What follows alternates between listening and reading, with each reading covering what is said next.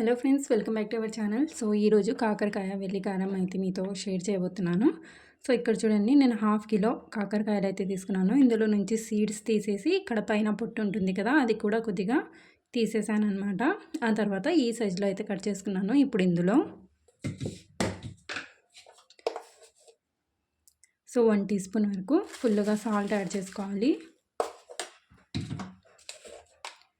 అలాగే పసుపు కూడా 1 టీ స్పూన్ యాడ్ చేసుకోవాలి.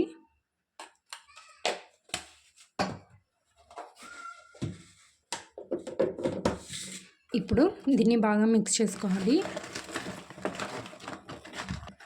సో దీనికి పసుపు అలాగే ఉప్పు పట్టించి ఒక 10 to 15 మినిట్స్ అలాగే వదిలేయాలండి.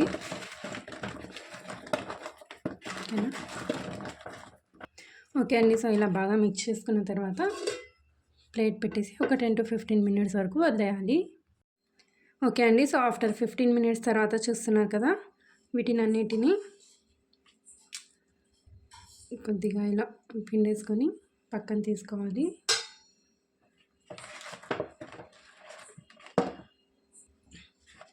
సో ఇక్కడ చూస్తున్నారు కదా, కొద్దిగా ఇలా పిండేస్తే ఇందులో ఉన్న చూస్తున్నారా చేదు కూడా పోతుంది.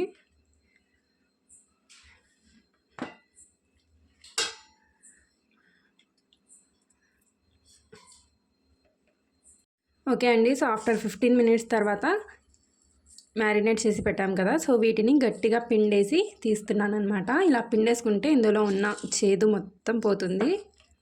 ఓకేనా. సో ఇలా గట్టిగా పిండేసుకోవాలి. తీసి పిండేసుకొని పక్కన పెట్టేసుకోవాలి. కాకరకాయలు పెద్దగా ఉన్నాయని నేను ఒక్కటిలో 3 చేశానండి. చిన్నగా ఉంటే మీరు అలాగే అయినా పెట్టవచ్చు, లేదంటే ఒకటిలో 2 అలా కాకరకాయ సైజుని బట్టి మీరు కట్ చేసుకోవచ్చు. ఓకే అండి. సో చూసారు కదా, మొత్తం ఇలా పిండేసుకోవాలి. సో ఇది మొత్తం కాకరకాయలో ఉన్న చేదు మొత్తం ఇలా వచ్చేస్తుంది. చూసారు కదా. ఇప్పుడు దీన్ని పక్కన పెట్టేసుకుందాం. ఓకే అండి. నెక్స్ట్ వచ్చేసి ఒక 1/2 కిలో వరకు ఆనియన్స్ అయితే ఇలా కట్ చేసుకొని మిక్సీ జార్లో వేసుకున్నాను. అలాగే ఒక 10 వెల్లుల్లి కూడా యాడ్ చేసుకోవాలి. నెక్స్ట్ ఒక 1 టీ స్పూన్ వరకు జీరా యాడ్ చేసుకోవాలి. అలాగే కారం పొడి. సో మీరు ఎంత స్పైసీగా తింటారో దాని అకార్డింగ్ యాడ్ చేసుకోవచ్చు. నేను ఇక్కడ ఒక 2 టీ స్పూన్ల వరకు యాడ్ చేశాను. అలాగే ఇందులో సో ఇలా 1 టీ స్పూన్ వరకు సాల్ట్ యాడ్ చేసుకోవాలి. ఇప్పుడు దీన్ని బాగా ఫైన్గా గ్రైండ్ చేసుకోవాలి. ఓకే అండి. సో మొత్తం ఇలా గ్రైండ్ చేసుకున్న తర్వాత దీన్ని పక్కన పెట్టేద్దాం. ఓకే అండి. సో ఇక్కడ కడాయి పెట్టేసుకొని ఇందులో ఆయిల్ వేసుకోవాలి. సో ఒక 3-4 టేబుల్ స్పూన్స్ అయితే ఆయిల్ వేస్తున్నాను. సో ఒక 3 టేబుల్ స్పూన్స్ అయితే ఆయిల్ వేసాను. ఆయిల్ హీట్ అయిన తర్వాత మనం పక్కన పెట్టేసుకున్నాం కదా కాకరకాయలు, సో అవి ముందుగా ఫ్రై చేసుకోవాలి.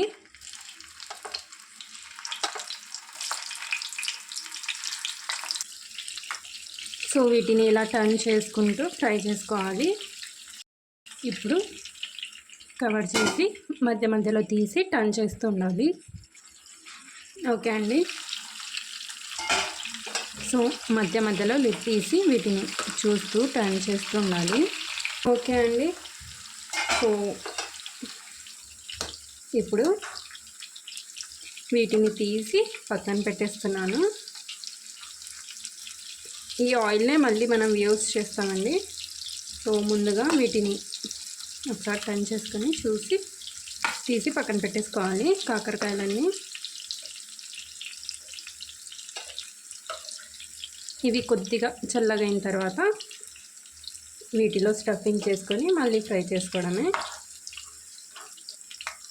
ఓకే అండి. సో గ్యాస్ అయితే ఆఫ్ చేశాను. అన్నీ ఇలా తీసి పక్కన పెట్టేస్తున్నాను. ఇవి కొద్దిగా చల్లగా అయిన తర్వాత మనం స్టఫింగ్ వీటిలో చేసేసుకుందాం. ఓకే అండి. సో కాకరకాయలు అయితే నార్మల్ టెంపరేచర్లో వచ్చేసాయి ఇప్పుడు ఇందులో. సో నెక్స్ట్ మనం గ్రైండ్ చేసి పెట్టుకున్న మసాలా ఇందులో స్టఫ్ చేసుకోవాలి ఇలా.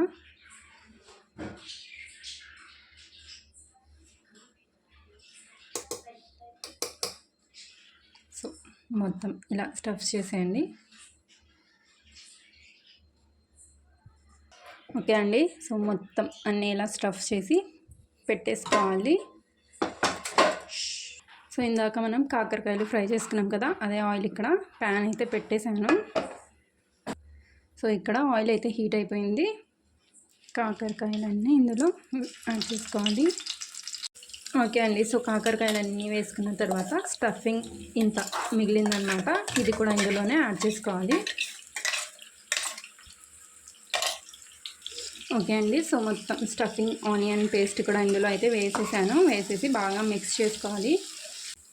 ఇప్పుడు ఇది ఆనియన్స్ మొత్తం బాగా ఫ్రై అయ్యి ఇందులో ఉన్న ఆయిల్ మొత్తం సపరేట్ అవ్వాలి. సో ఇలా బాగా దీన్ని మిక్స్ చేసుకొని మనం లిడ్ పెట్టేయాలి. చాలా టేస్టీగా ఉంటుంది. రైస్లో కూడా, చపాతీలో అయినా రొట్టెలో అయినా చాలా బాగుంటుందండి. ఇప్పుడు ఇలా మిక్స్ చేసుకున్నాం కదా, లిడ్ పెట్టేద్దాం. సో లో ఫ్లేమ్లో అయితే మీడియం ఫ్లేమ్లో అయితే పెట్టాను. ఓకే అండి. సో మధ్య మధ్యలో లిడ్ తీసి మిక్స్ చేస్తూ ఉండాలి. ఓకేనా. సో ఇలా వీటిని టర్న్ చేస్తూ ఉండాలన్నమాట. మంచి కలర్ కూడా వస్తాయి. అలాగే కాకరకాయలు కూడా హాఫ్ కుక్ చేస్తున్నాం కదా, మిగతా హాఫ్ కూడా కుక్ అయిపోతాయి.